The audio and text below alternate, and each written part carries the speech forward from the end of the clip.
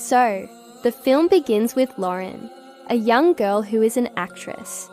She entered Hollywood at a young age and was part of a family show called Made the Johnsons. Her life was quite different from that of children her age. She lived a luxurious life and was happy.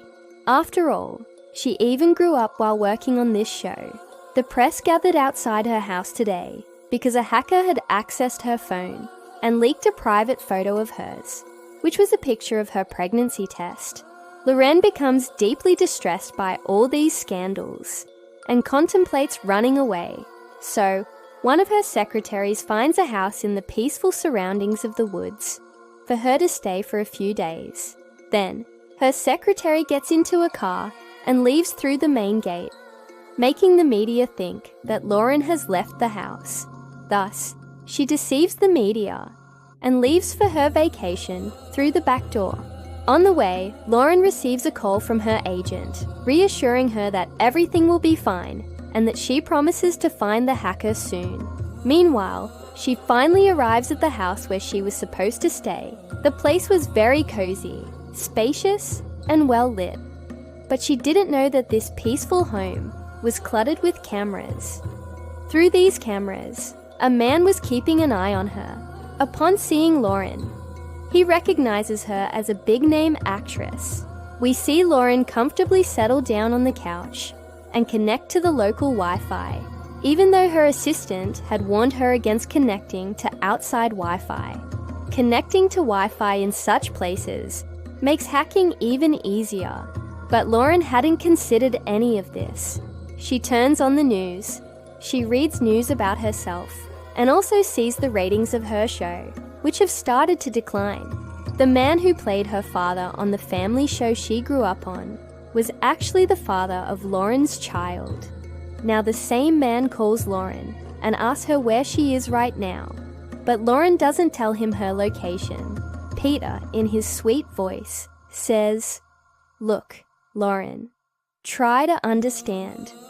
We have to handle things carefully so that our lives, our image, our relationship, and especially our show, don't get ruined. Look, if the pregnancy story gets out, everything will be ruined." Peter tells her, "If it's too late to take the pill, I'll bring a doctor home. You'll be free of all this, and I'll pay for it all. Just tell me your location." Hearing the man's words, Lauren becomes even more angry and hangs up. We are told about Peter, who is not only married, but also has children. He knew that the news of Lauren's pregnancy would ruin not only his professional life, but also his personal life. That's why he was so upset. Sitting in front of him was his assistant, Croft, who told him, "If you want, this whole matter can be resolved. Just give me the money and watch the show. Look, everyone knows that Lauren is already upset. I'll go and kill Lauren and make it look like she overdosed on drugs out of frustration. And that way, you'll be free from this problem." Elsewhere, we see Lauren, who is overwhelmed by all the calls, switches off her phone. The man who is keeping an eye on Lauren also falls asleep while watching the CCTV footage.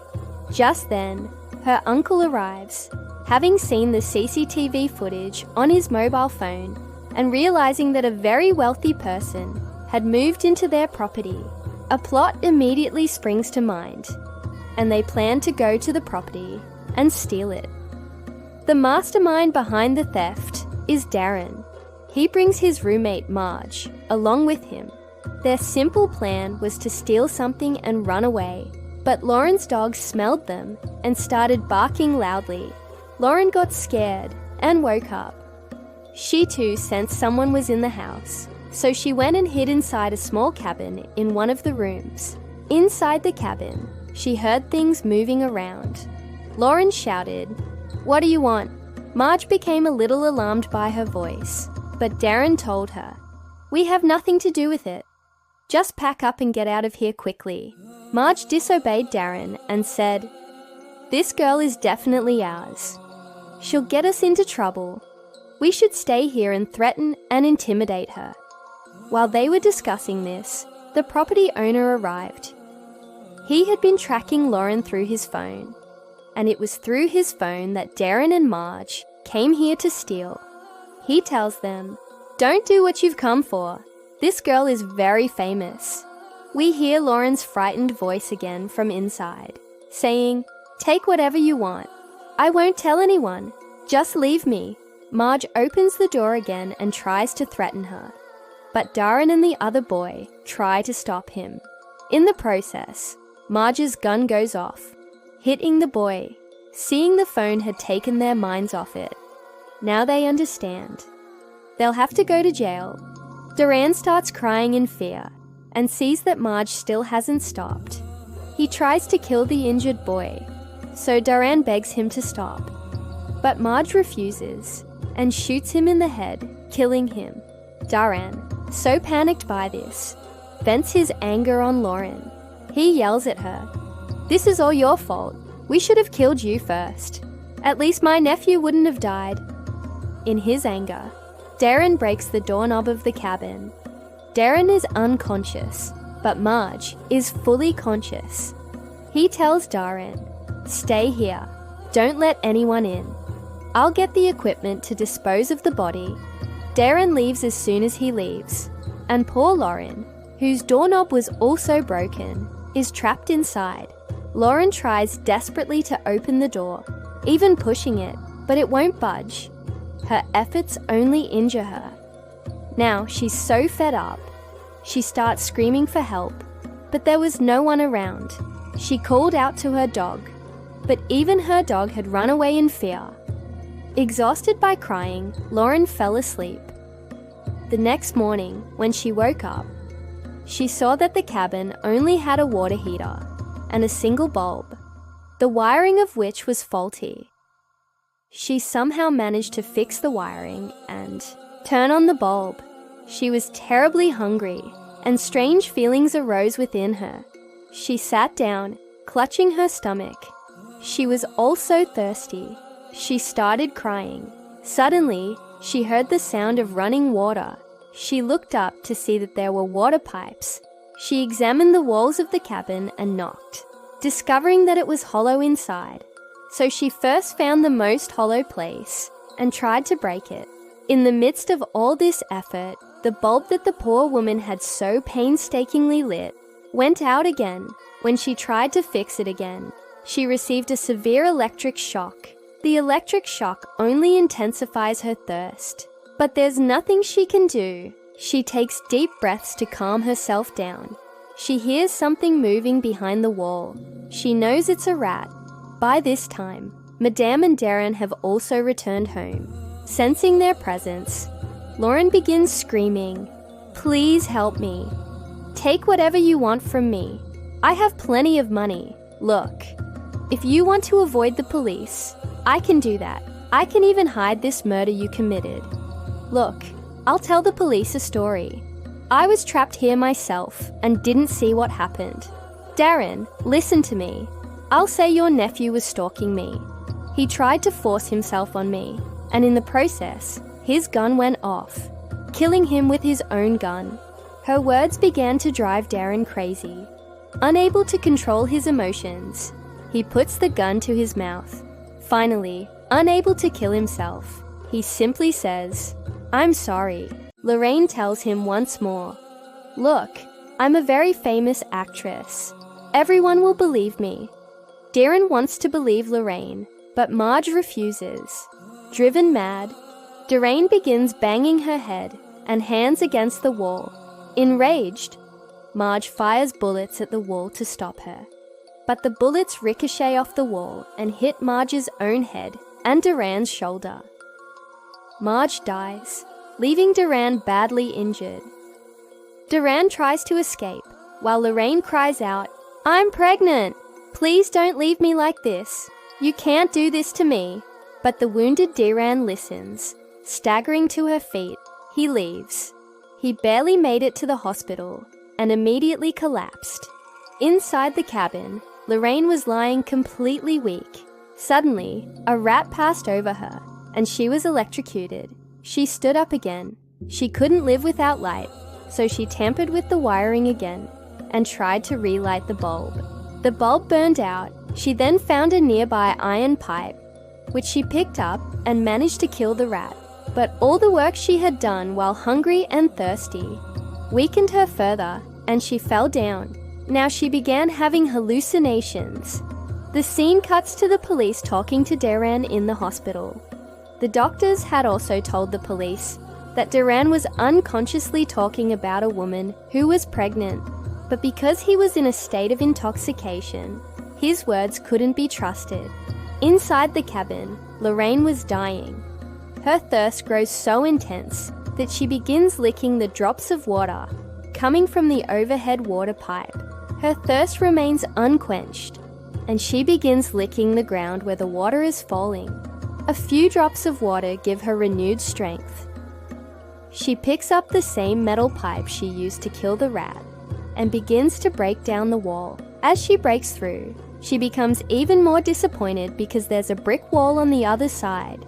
She can't escape through this path, but she finds a rat's nest inside the wall, and luckily, there's a hammer inside. She's delighted to find it, and with it, she can open the door. Just as she's thinking about this, another tragedy strikes her. The water pipe that was gushing from above breaks, filling the small cabin with water. On the other side, we see Lauren's dog, rescued by a girl from the street. She takes a picture of this cute dog and posts it online.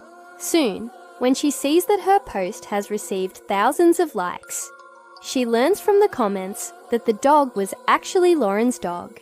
The police go to Darren's house to investigate how he was shot, and they find a blood-soaked shirt at Darren's house. Meanwhile, Craftini, the man who was ready to kill Lauren for her friend, sees the woman's post and contacts her, trying to find out where she found the dog. He's willing to pay her a large sum of money in exchange for the dog's location. Hearing this, the girl realizes that the matter here is more than just a dog. The scene cuts to show that Darren has now regained consciousness in the hospital. The police investigate and ask him about his nephew and his friend Marge, and Darren flatly refuses to reveal any details, saying, "I don't know anything about them." When the police ask him, "Who attacked you?" he replies, "I was shot by mistake. I was firing at him to break a lock, and the bullet came back and hit my shoulder." The police then inform him that they had searched his house and found a blood-soaked shirt, which has now been sent for forensic analysis, and they say they will soon find out whose blood is on it. The scene cuts back to Lauren, who has begun using the hammer to break the door hinges. At the same time, we see Croft, who has arrived at the vet where the girl took Lauren's dog. He gives the doctor money and tells him to call the girl to his clinic.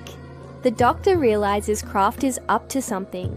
He calls the girl and warns her to disappear with the dog, wherever she is, or her life could be in danger. Meanwhile, we see Darren asking the doctor and police for permission to use the bathroom and then eluding them, escaping the hospital. Outside, a car is driving toward the same house.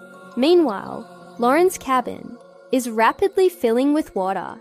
If Lauren hadn't opened the door quickly enough, she would have drowned. Furthermore, the faulty wiring could have caused her to be electrocuted and die.